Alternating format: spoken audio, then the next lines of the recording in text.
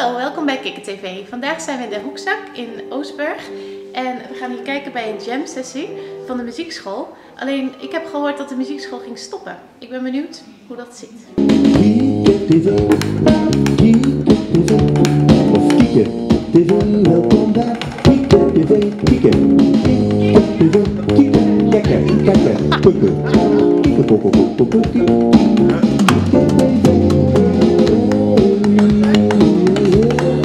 Mijn naam is Sandra de Smits en ik ben de regio-directeur van de Zeeuwse Muziekschool. Ik heb gehoord dat de muziekschool hier weggaat uit de Hoekzak. Ja, er zijn berichten in de krant die helaas verkeerd hebben gezegd dat de muziekschool weggaat. Gelukkig is dat niet waar. Wat is er aan de hand? Dat de Hoekzak, dus het gebouw waar we in zitten, dat gaat voor andere doeleinden worden gebruikt. Er komen basisscholen in, dus dat betekent dat de muziekschool en kunstzinnige vorming en de dans, dat die eventjes niet meer hierin kunnen worden gehuisvest. Dus wij gaan op zoek naar een nieuwe locatie. Maar de muziekschool in Oostburg, in Huls, in Goes, in Middelburg, in Toon, in Zierikzee, waar dan ook, blijft het. Dus dat is goed nieuws? Dat is Iedereen heel wil goed gewoon... nieuws. Ja, want ik kreeg heel veel vragen, dus bij deze is dat uit de Iedereen wereld. wil gewoon blijven. Ja. Is er vanmiddag hier een jam sessie? Ja, wij noemen het een muzikale revue. Ja. Wat moeten we daarbij voorstellen? Nou, dat betekent zoals een klassieke jam sessie dat er een band is, eigenlijk een basisband, toetsen en drum. En dat kinderen, volwassenen, maakt niet uit, hier gewoon naartoe kunnen komen en komen spelen.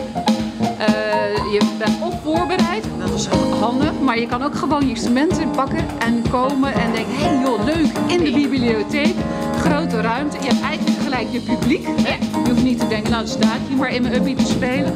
Dus voor vanmiddag verwachten we toch wel zo'n 17 mensen die langskomen. We zijn net gestart, eigenlijk nog maar een maandje geleden. En de volgende is 30 januari om 3:30.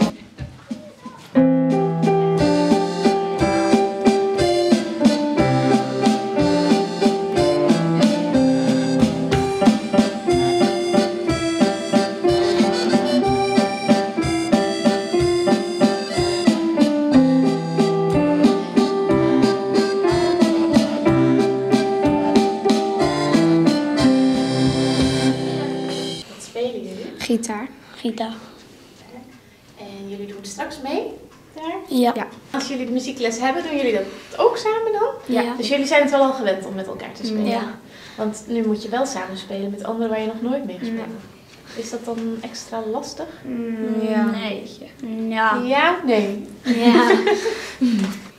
Veel succes. Dank je. Dankjewel.